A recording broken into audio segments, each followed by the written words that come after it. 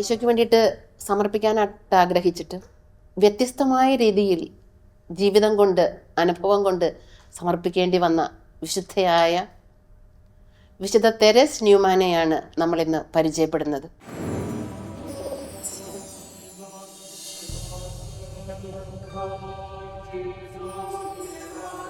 ജർമ്മനിയിലാണ് വിശുദ്ധ ജനിച്ചത്. 1898 ഏപ്രിൽ 9 ആ ദിവസത്തിന്റെ പ്രത്യേകത അത് ഗുഡ് ഫ്രൈഡേ ആയിരുന്നു. കുടുംബം സന്തോഷകരമായ ഒരു കുടുംബമായിരുന്നു. അപ്പനും അമ്മയും എല്ലാം അധ്വാനിച്ച് കുടുംബത്തെ പോറ്റുന്ന ഒരു സാധാരണ കുടുംബം. 11 മക്കളുള്ള കുടുംബമാണ്.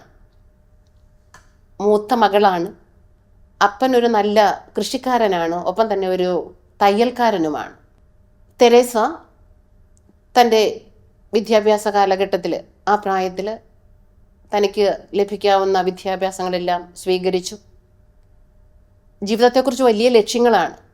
വലുതാകുമ്പോൾ എനിക്കൊരു സമർപ്പിതയാകണം, എന്നിട്ട് എന്നെ തന്നെ സമർപ്പിച്ച് എനിക്ക് മിഷൻ പ്രദേശത്തേക്ക് പോകണം, ആഫ്രിക്കയിൽ പോയി അവിടെയുള്ള എല്ലാ മനുഷ്യരെയും ഈശോയിലേക്ക് അടുപ്പിക്കണം, എല്ലാവരുടെയും ആത്മാക്കളെ രക്ഷിക്കണം.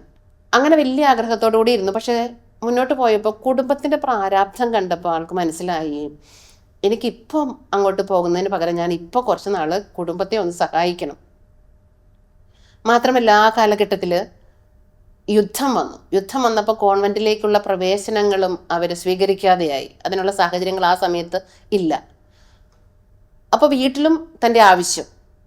അപ്പോൾ വീട്ടിൽ നിന്ന് അപ്പനോടൊപ്പം കൃഷിയിടത്തിലെല്ലാം പണിയെടുക്കാൻ പോകും. കുർബാന സ്വീകരണത്തിൻ്റെ കാലഘട്ടത്തിൽ ഒരു പ്രത്യേക അനുഭവം ഉണ്ടായിരുന്നു. ഈശോയെ ആദ്യമായിട്ട് സ്വീകരിച്ചിട്ട് ഇങ്ങനെ കണ്ണടച്ചിങ്ങനെ നിന്നപ്പോൾ ഈശോ തൻ്റെ മുമ്പിൽ ഇങ്ങനെ അവതരിച്ച് വരുന്നത് പോലെ ഒരു ഫീലിങ്സ് ഉണ്ടായി. അപ്പം അന്ന് കൊച്ചുകുട്ടിയായിരുന്നപ്പോൾ അറിയില്ല ഇതെന്താ ഇങ്ങനെ വിഷനാണോ അങ്ങനെ അറിയില്ല. അപ്പോൾ തെരേസിൻ്റെ വിചാരം എല്ലാവർക്കും ഇതുപോലെ എക്സ്പീരിയൻസ് ഉണ്ടാകുന്നതാണ്. പക്ഷെ അത് ആദ്യത്തെ ഒരു വലിയ ഈശോ തന്നെ വെളിപ്പെടുത്തിയ ഒരു അനുഭവമായിരുന്നു, ഒരു സ്നേഹത്തിൻ്റെ ഒരു അനുഭവമാണ്. ഒരുപക്ഷെ ആ ഈശോ ആഴത്തിൽ അങ്ങനെ പതിഞ്ഞത് കൊണ്ടായിരിക്കാം തൻ്റെ പ്രവർത്തനത്തിലൊക്കെ സ്നേഹത്തോടു കൂടി മറ്റുള്ളവർക്ക് തന്നെ പങ്കുവയ്ക്കാനായിട്ടും ത്രില്ലായിട്ട് ജീവിതത്തെ മുഴുവൻ കാണാനായിട്ടും സാധിച്ചത്. 10-20 വയസ്സുള്ളപ്പോൾ തൻ്റെ ഫാമിൽ ജോലി ചെയ്യുകയാണ്. ഒപ്പം തന്നെ ആ ദിവസങ്ങളിലെല്ലാം ഇടവകപ്പള്ളിയിൽ സഹായിക്കാൻ പോകും. ഇടവകപ്പള്ളി ക്ലീൻ ചെയ്യാൻ, ഫ്ലവർ അറേഞ്ച് ചെയ്യാൻ, എവിടെയാണോ എന്താണോ ആവശ്യം, ദൈവത്തെ പ്രസാദിപ്പിക്കാനും ദൈവത്തെ പ്രകീർത്തിക്കാനും തൻ്റെ ജീവിതത്തിലൂടെ എന്താണോ അപ്പോൾ ആവശ്യമായത് അതെല്ലാം ചെയ്തു കൊടുക്കാനുള്ളൊരു നല്ല മനസ്സ് തെരേസിനുണ്ടായിരുന്നു. 20 വയസ്സ് കാലഘട്ടത്തിൽ തൻ്റെ കുടുംബം പുലർത്താൻ വേണ്ടിയിട്ട് അധ്വാനിക്കാൻ വേണം. ആ കാലഘട്ടത്തിലാണ് അപ്പന് യുദ്ധത്തിന് പോകേണ്ടി വന്നു. കുടുംബനാഥന്മാരെയും യുവാക്കളെയും എല്ലാം അവർ യുദ്ധത്തിന് നിർബന്ധമായിട്ട് വിളിച്ചു. അപ്പോൾ അപ്പനും കൂടി പോകേണ്ടി വന്നു. അപ്പോൾ തൻ്റെ കുടുംബത്തിൽ പൈസ ഉണ്ടാകണമെങ്കിൽ തൻ്റെ അധ്വാനത്തിൻ്റെ പൈസ മാത്രമാകണം. അപ്പോൾ അതുകൊണ്ട് ഫുൾ ടൈം പിന്നെ ഫാമിലേക്ക് ഇറങ്ങി. തങ്ങളുടെ ഫാമിലും അയൽക്കാരുടെ ഫാമിലും ജോലിക്കുമൊക്കെ ആയിട്ട് അങ്ങനെ നിൽക്കും. ഒരു ദിവസം ഫാമിൽ ജോലി ചെയ്തുകൊണ്ടിരിക്കുമ്പോൾ അപ്പോൾ അവിടെ ഇങ്ങനെ തീയിടൽ അങ്ങനെ പ്രത്യേകതകളുണ്ട് ജോലിയുടെ ഭാഗമായിട്ട്. അങ്ങനെ പെട്ടെന്ന് തീ പിടിച്ചപ്പോൾ രക്ഷപ്പെടാൻ വേണ്ടിയിട്ട് പെട്ടെന്നൊരു സ്റ്റെപ്പിൽ കയറി. പെട്ടെന്ന് ആ സ്റ്റെപ്പിൽ നിന്ന് മറിഞ്ഞ് അടുത്ത സ്റ്റെപ്പിലേക്ക് ശക്തിയായിട്ട് അങ്ങോട്ട് വീണു. ശക്തിയായിട്ട് വീണപ്പോൾ പുറം സ്റ്റെപ്പിൽ പോയി അടിച്ച് ബാക്ക് മുറിവേറ്റു. അങ്ങനെ പാരലൈസ് ചെയ്തു, തളർന്നു പോയി. പിന്നെയും ഈ തളർച്ചയുടെ ഭാഗമായിട്ട് പിന്നെയും കൂടെ വീഴാൻ തുടങ്ങി. കുറേശ്ശെ വീണ് ഫുള്ളായിട്ടും തളർന്ന് കിടപ്പായി. അതിനെ തുടർന്ന് പതുക്കെ ഈ വീഴ്ചയുടെ ഫലമായിട്ട് കണ്ണിൻ്റെ കാഴ്ചയും നഷ്ടപ്പെട്ടു. അപ്പോൾ എല്ലാ തരത്തിലും സഹനങ്ങളിലൂടെ അങ്ങനെ മുന്നോട്ട് പോവാണ്. അങ്ങനെയൊക്കെ കിടക്കുമ്പോഴും തമ്പുരാനോട് പറഞ്ഞു, തമ്പുരാനെ, ഞാൻ ആഗ്രഹിച്ചത് എഴുന്നേറ്റ് നടന്ന് ഓടി നടന്ന് നിനക്ക് വേണ്ടി സേവനം ചെയ്യാൻ, കുടുംബത്തിന് വേണ്ടിയിട്ട് സേവനം ചെയ്യാനാണ്. പക്ഷെ അങ്ങ് എന്നെ ഈ ഒരു വഴിയിൽ കൂടെ നയിക്കുകയാണെങ്കിൽ ഞാൻ അതിനെ സ്വീകരിക്കുന്നു. എൻ്റെ ദൈവമേ, ഞാൻ അങ്ങയെ സ്നേഹിക്കുന്നു, എനിക്കിതിനകത്ത് വിഷമമില്ല. എൻ്റെ ഇപ്പോഴത്തെ ഈ രോഗത്തിൻ്റെ ഈ വേദനകളെ ഞാൻ ലോകത്തിൻ്റെ നന്മയ്ക്ക് വേണ്ടി കാഴ്ചവെക്കുന്നു. ഞാൻ ആഫ്രിക്കയ്ക്ക് പോകാനാണ് ഞാൻ ആഗ്രഹിച്ചത്. പക്ഷേ എനിക്ക് എൻ്റെ ബെഡിൽ നിന്ന് എഴുന്നേക്കാൻ കൂടെ പറ്റുന്നില്ല. പക്ഷെ ഞാൻ ഈ കിടന്നിട്ട് ഈ വേദന അകലെയുള്ള എല്ലാവരുടെയും ആത്മാക്കളുടെ രക്ഷയ്ക്ക് വേണ്ടി സമർപ്പിക്കുന്നു. എന്നോട് ആരൊക്കെ പ്രാർത്ഥിക്കാൻ പറഞ്ഞിട്ടുണ്ടോ അവർക്കെല്ലാം വേണ്ടി ഞാൻ സമർപ്പിക്കുന്നു. ചരിത്രത്തിൽ പറയുക, ഒരിക്കൽ പോലും തെരേസയുടെ സൗഖ്യത്തിന് വേണ്ടി ആഗ്രഹിക്കുകയോ പ്രാർത്ഥിക്കുകയോ കരയുകയോ ഒന്നും ചെയ്തിട്ടില്ല. തെരേസ എപ്പോഴും പറയും, എൻ്റെ കുടുംബം എനിക്ക് സപ്പോർട്ട് ചെയ്യാനുണ്ടായിരുന്നു. ഞാൻ കിടപ്പിലായപ്പോഴും എൻ്റെ കുടുംബം എന്നോടുകൂടെ നിന്നു. എൻ്റെ വേദനയിൽ അവരൊത്ത് ഇങ്ങനെ സഹകരിച്ച് ഇങ്ങനെ നിന്നു, ആശ്വസിപ്പിച്ചു. എനിക്ക് എന്താണോ വേണ്ടത് അതെല്ലാം എനിക്ക് തന്നു. അപ്പോൾ അതുകൊണ്ട് ഇവരുടെ ആ സ്നേഹം കൊണ്ട് എനിക്ക് ഈ സഹനത്തെ എല്ലാം സന്തോഷമായിട്ട് സ്വീകരിക്കാൻ പറ്റുന്നുണ്ട്. എൻ്റെ ദൈവമേ, എൻ്റെ ഈ വേദന ഒന്നുപോലും വെറുതെ പോകരുത്. എല്ലാം എൻ്റെ ആക്റ്റീവായിട്ടുള്ള ജീവിതത്തിൽ എന്ന പോലെ ഞാൻ നിനക്ക് സമർപ്പിക്കുന്നു. അങ്ങനെ ഇതിനെല്ലാം അതിജീവിച്ചുകൊണ്ട് സന്തോഷകരമായിട്ട് എല്ലാം ദൈവത്തിന് സമർപ്പിച്ച് ആത്മാക്കളെ രക്ഷിച്ചുകൊണ്ട് തന്നെ മുന്നോട്ട് പോയി. ആ ദിവസങ്ങളിൽ വിശുദ്ധ കൊച്ചുത്രേസ്യ അറിയപ്പെടുന്ന ദിവസങ്ങളാണ്. വിശുദ്ധ കൊച്ചുത്രേസ്യയുടെ ബിയാറ്റിഫിക്കേഷൻ, അത് വാഴ്ത്തപ്പെട്ട പദവിയിലേക്ക് ഉയർത്തുന്നു, വിശുദ്ധ പദവിയിലേക്ക് ഉയർത്തുന്ന നാളുകളാണ്. അപ്പോൾ വിശുദ്ധ കൊച്ചുത്രേസ്യയുടെ ചരിത്രം അറിയാം, നന്നായിട്ട് കേൾക്കാറുണ്ട്. ഈശോയെ സ്നേഹിച്ചതുപോലെ തനിക്കും സ്നേഹിക്കണം, തനിക്കും മിഷണറി ആകണം എന്നൊക്കെ ആഗ്രഹിച്ചത് അങ്ങനെയാണ്.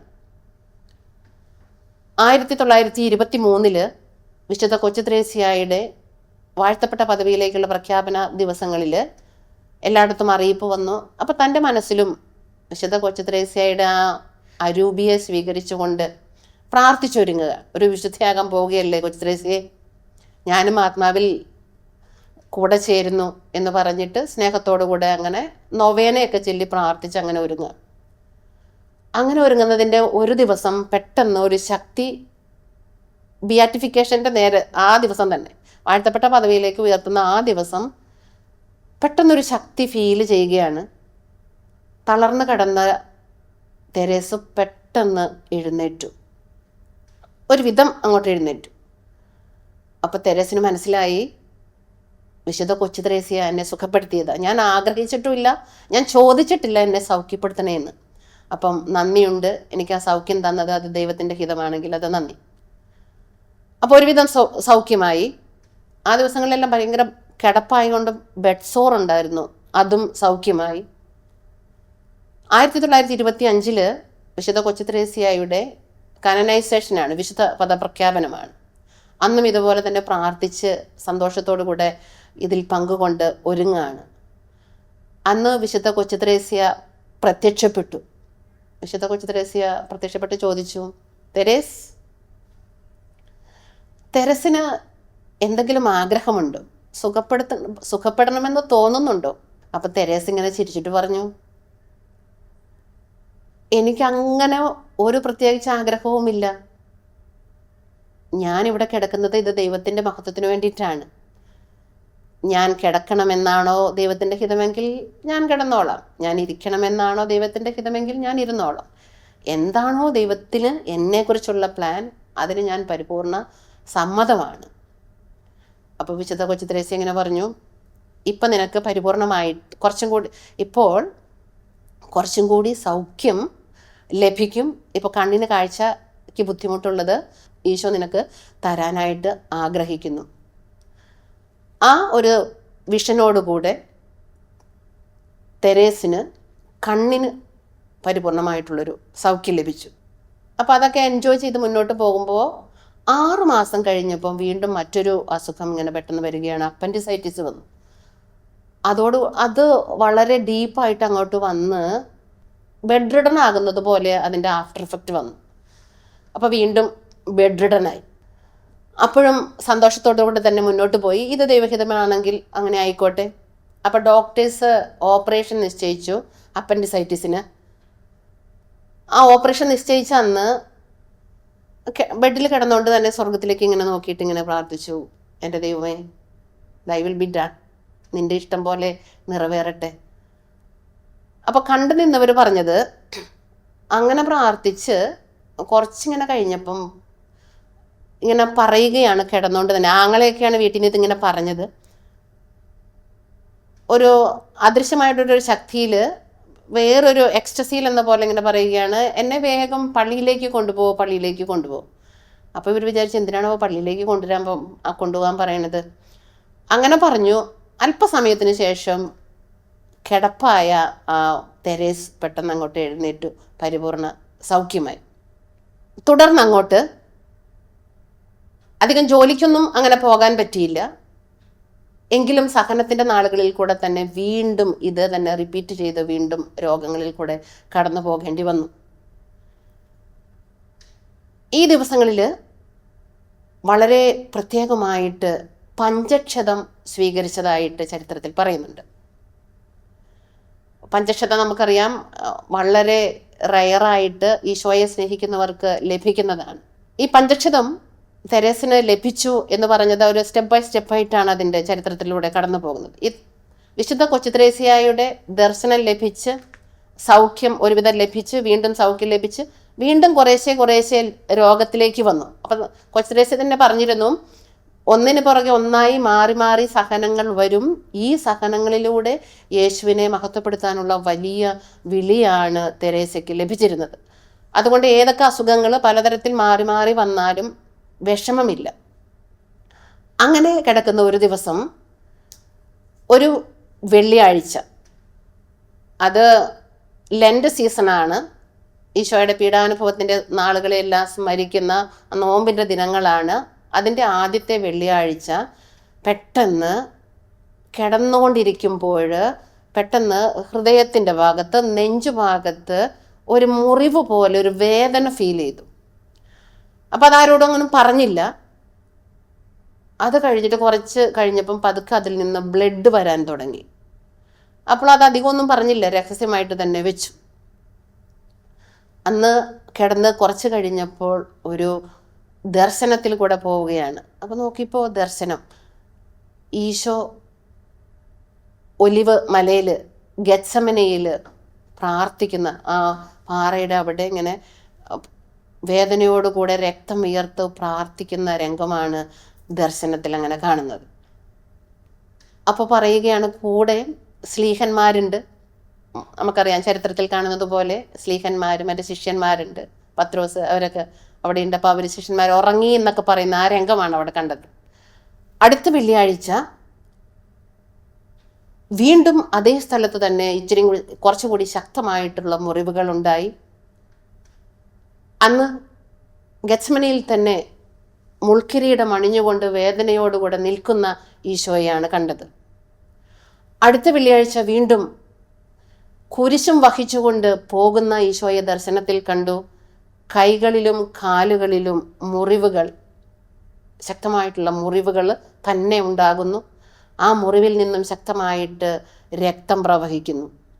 അടുത്ത വെള്ളിയാഴ്ച വീണ്ടും പീഡാനുഭവത്തിൻ്റെ എല്ലാ രംഗങ്ങളും തൻ്റെ വിഷനിൽ മുന്നിൽ കാണുകയാണ്. ബെഡിൽ ഇങ്ങനെ കിടന്നുകൊണ്ട് തെരേസ് പറയുകയാണ്, ഞാൻ എൻ്റെ ഈശോയെ പീഡാനുഭവത്തിൻ്റെ എല്ലാ രംഗങ്ങളും കാണുന്നു, എനിക്ക് സഹിക്കാൻ പറ്റുന്നില്ല. എനിക്ക് ആ കുരിശിൻ്റെ ഭാരം അനുഭവപ്പെടുന്നു. എൻ്റെ തോളിൽ ആ കുരിശ വയ്ക്കുന്നത് പോലെ, ഞാൻ കുരിശ് വയ്ക്കുന്നത് പോലെ, എൻ്റെ കയ്യിൽ ആണി കയറ്റുന്നത് പോലെ എനിക്ക് ഫീല് ചെയ്യുന്നു. പിന്നത്തെ വെള്ളിയാഴ്ച റിസറക്ഷനാണ് കാണുന്നത്.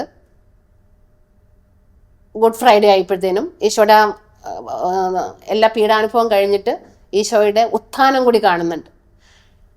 അപ്പം ഇങ്ങനെ ബ്ലഡ് എല്ലാം ഇങ്ങനെ ഒഴുകുന്നു. ആളുകളെല്ലാം ആശ്ചര്യം കൊള്ളുന്നു. അങ്ങനെ സംഭവിക്കുമ്പോൾ ഡോക്ടേഴ്സ് വിലയിരുത്തി ചെക്കിങ്ങിന് വന്നു. അപ്പോൾ കുറച്ച് പേര് ചെക്കിങ്ങിന് വന്നവർ അവർ പറഞ്ഞു, ഇതിപ്പോൾ ഞങ്ങളുടെ മുമ്പിൽ വെച്ച് ഇത് സംഭവിക്കുന്നില്ലല്ലോ, അപ്പോൾ അതുകൊണ്ട് ഇത് സത്യമാണോ എന്ന് ഞങ്ങൾക്കറിയില്ല. അങ്ങനെ പറഞ്ഞിട്ട് കുറച്ച് പേര് എതിര് പറയുന്നു. അപ്പോൾ ഈ എല്ലാ വെള്ളിയാഴ്ചകളിലും പീഡാനുഭവം ഇങ്ങനെ നടക്കുന്നത് കൊണ്ട് ഒത്തിരിയേറെ പേര് ഇത് കാണാൻ വരാൻ തുടങ്ങി. അപ്പോൾ എല്ലാവരുടെയും മുമ്പിൽ വെച്ച് ഇതുപോലെ ബ്ലീഡിങ് ഇങ്ങനെ വരികയാണ് തന്നെ. അതുവരെ ഉണങ്ങിയിരുന്ന കയ്യിൽ നിന്ന് അങ്ങനെ ആ സമയത്ത് കറക്റ്റായിട്ടും അങ്ങനെ ബ്ലീഡിങ് വരികയാണ്. പഞ്ചക്ഷതം ഈശോ അനുഭവിച്ച 5 സ്ഥലങ്ങളിലെയും, നെറ്റിയിൽ, നെഞ്ചിൽ, അതുപോലെ കൈ കാലുകളിൽ ഭയങ്കരമായിട്ട് ബ്ലീഡിങ്, ഇട്ടിരിക്കുന്ന ഡ്രസ്സ് മുഴുവൻ ചോരയാൽ അങ്ങനെ നിറയുന്നു.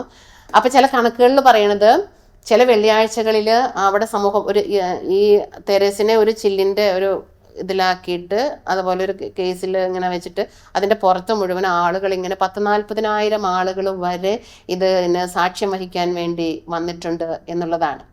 അവരുടെ മുമ്പിൽ വെച്ച് പോലും ഈ പഞ്ചക്ഷതം, അങ്ങനെ നമ്മൾ ചരിത്രത്തിൽ അധികം കേൾക്കുന്നില്ല, പഞ്ചക്ഷതം ഉള്ള കുറേ വിശുദ്ധട്ട് കേൾക്കാറുണ്ട്, പക്ഷേ എല്ലാവരുടെയും മുമ്പിൽ വെച്ച് ഇതുപോലെ. അപ്പം ഈശോയുടെ സാക്ഷ്യത്തിന്, അപ്പം യോഗാനന്ദ പറയുകയാണ് ഇത് ജീവിക്കുന്ന കർത്താവായ യേശു ക്രിസ്തുവിനെ കുറിച്ചുള്ള വലിയ ഒരു സാക്ഷ്യമാണ് എന്ന്. അപ്പോൾ ഇതുപോലെ തന്നെ പഞ്ചക്ഷതങ്ങളുടെ എല്ലാ ഘട്ടങ്ങളിൽ കൂടെയും കടന്നുപോയി. അപ്പോഴെല്ലാം എല്ലാ സഹനങ്ങളെയും ഏറ്റെടുത്തിട്ട് സ്നേഹത്തോടു കൂടി പറയുക, കർത്താവേ നീ ലോകത്തിൻ്റെ രക്ഷയ്ക്ക് വേണ്ടി ഇത് മുഴുവൻ സഹിച്ചല്ലോ, ഞാനും എൻ്റെ കർത്താവേ നിന്നെ സ്നേഹിക്കുന്നു. ഈ കാലഘട്ടങ്ങളിലെല്ലാം മറ്റൊരു പ്രത്യേകത, തെരേസിന് ഭക്ഷണം കഴിക്കാനായിട്ട് പറ്റുന്നില്ല. അപ്പോൾ അത് പറയുന്നത് എന്താണെന്ന് വെച്ചാൽ, ചരിത്രത്തിൽ മറ്റുള്ളവരുടെ വേദന സ്വയം ഏറ്റെടുക്കുന്ന ഒരു വലിയ വിശുദ്ധമായ ഒരു തലം തെരേസിനുണ്ട്. ഒരു ദിവസം പട്ടത്തിനൊരുങ്ങുന്ന ഒരു ബ്രദർ തന്നെ കാണാനായിട്ട് വന്നു. ആ ബ്രദറിന് പട്ടത്തിനൊരുങ്ങുന്ന ഈ കാലഘട്ടത്തിൽ തൊണ്ടയ്ക്ക് ഭയങ്കര വേദന, സ്വരം വരുന്നില്ല, ഭയങ്കര ബുദ്ധിമുട്ട്. അതുകൊണ്ട് ഇത് കേട്ടപ്പോൾ തെരേസ് പറഞ്ഞു, ഈശോയെ നിനക്ക് വേണ്ടി പുരോഹിതനാകാൻ പോകുന്ന ഈ ബ്രദറിനെ സൗഖ്യപ്പെടുത്തണേ, അദ്ദേഹത്തിൻ്റെ രോഗത്തെ ഞാൻ ഏറ്റെടുക്കുന്നു. അങ്ങനെ പറഞ്ഞപ്പം മുതൽ പിന്നെ തെരേസിന് തൊണ്ടയിൽ വേദനയായി, ഭക്ഷണം കഴിക്കാൻ പറ്റുന്നില്ല. പിന്നീട് അങ്ങോട്ട് മറ്റുള്ളവരുടെ വേദനകൾ സ്വയം ഏറ്റെടുത്തുകൊണ്ട് ഇങ്ങനെ സഹിക്കുന്നത് കൊണ്ടും ഈശോയോട് കൂടുതൽ അനുരൂപപ്പെടുന്നത് കൊണ്ടും ഭക്ഷണം കഴിക്കാനുള്ള കപ്പാസിറ്റി അങ്ങോട്ട് തീരെ ഇല്ലാതായി. നമ്മൾ ഈ വലിയ യോഗികളുടെയും വലിയ മിസ്റ്റിക്കുകളുടെയൊക്കെ ചരിത്രത്തിൽ നമ്മൾ കേട്ടിട്ടുണ്ട്, ഈശോയെ ഒത്തിരി സ്നേഹിക്കുന്നവർക്ക് ഫുഡൊന്നും വേണ്ടെങ്കിലും അവർ ഈശോയാൽ എന്നും പരിപുഷ്ടമാക്കപ്പെടും. എല്ലാ ദിവസവും രാവിലെ 6 മണിക്ക് ഞാൻ ദിവ്യകാരുണ്യം സ്വീകരിക്കും. ആ ദിവ്യകാരുണ്യം മതി എന്നിൽ. എനിക്ക് മറ്റൊരു ഭക്ഷണം വേണ്ട. എൻ്റെ എനർജി പോകുന്നതായിട്ട് എനിക്ക് ഫീൽ ചെയ്യുന്നില്ല. ഞാൻ നല്ല ഉണർവുള്ളവളാണ്. ഈ സഹനങ്ങളും പീഡാനുഭവവും പഞ്ചക്ഷതമൊക്കെ ലഭിക്കുമ്പോഴും എൻ്റെ ഊർജത്തിനൊരു കുറവില്ല, എൻ്റെ സന്തോഷത്തിനൊരു കുറവുമില്ല. ഇതെല്ലാം ദൈവികമായിട്ട് എനിക്ക് ലഭിക്കുന്നു. ഈ ഭക്ഷണം കഴിക്കാതെ കുറേ നാളുകൾ ഇങ്ങനെ ഇരുന്നപ്പോൾ ഇതുപോലെ തന്നെ ആളുകൾക്ക് സംശയം, ഇതെന്തെങ്ങനെ ഭക്ഷണം കഴിക്കുന്നില്ല, എന്നാൽ പിന്നെ ഇവളുടെ ശരീരത്തിൽ ജീവിക്കാൻ ആവശ്യമായ എല്ലാ എലമെൻസും മൂലകങ്ങളെല്ലാം ഉണ്ടോ എന്ന് ചെക്ക് ചെയ്യാം. അതിനെയും ഡോക്ടേഴ്സ്, നഴ്സസ് വലിയ സംഘം ചെക്കിങ്ങിന് വന്നു. 15 ദിവസം കൂടെ ഇവരുടെ ഭവനത്തിൽ താമസിച്ചു. ഒരു ഭക്ഷണം പോലും കഴിക്കുന്നില്ല എന്നവർ ഉറപ്പുവരുത്തി. അതിനുശേഷം മുമ്പും പിമ്പുമുള്ള ശരീരത്തിലെ മൂലകങ്ങളുടെ നിലവാരം അവർ ടെസ്റ്റ് ചെയ്തു. അപ്പോൾ ടെസ്റ്റ് ചെയ്തിട്ട് പറയുകയാണ്, ശരീരത്തിനുണ്ടായിരുന്ന വെയിറ്റിന് വ്യത്യാസം വരുന്നില്ല. ഒരു വ്യക്തിക്ക് ജീവിക്കാൻ ആവശ്യമായിട്ടുള്ള ഘടകങ്ങൾ എന്തെല്ലാം ശരീരത്തിൽ വേണമോ അതെല്ലാം ലഭിക്കുന്നു, മറ്റൊരു ഭക്ഷണവും കൂടാതെ. പോഷക ഘടകമുള്ള മറ്റൊരു ഭക്ഷണവും കൂടാതെ ഈ ദിവ്യകാരുണ്യത്തിൽ നിന്ന് മാത്രം ലഭിക്കുന്നു. അപ്പൊ തെരേസ പറയുകയാണ്, ഞാൻ ജീവിക്കുന്നത് യേശുവിനെ മഹത്വപ്പെടുത്താനാണ്.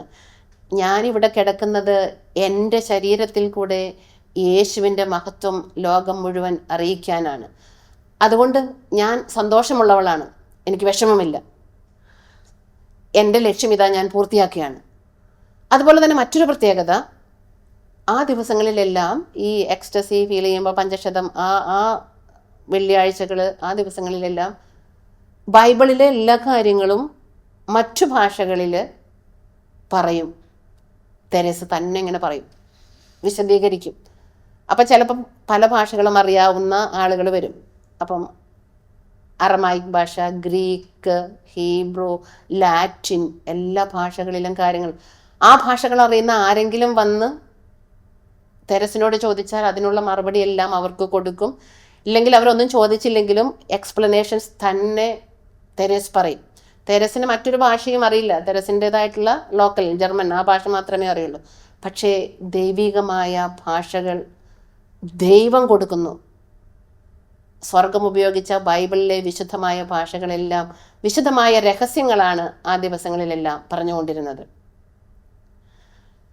തെരേസിൻ്റെ ജീവിതം അങ്ങനെ എല്ലാവർക്കും ഒരു ദൈവത്തിൻ്റെ സാക്ഷ്യമായിട്ട് മാറുകയാണ്. നീണ്ട നാളുകൾ അങ്ങനെ ഈ പ്രത്യേകമായിട്ടുള്ള എക്സ്റ്റസി അനുഭവങ്ങളിൽ കൂടെ കടന്നു പോവുകയാണ്.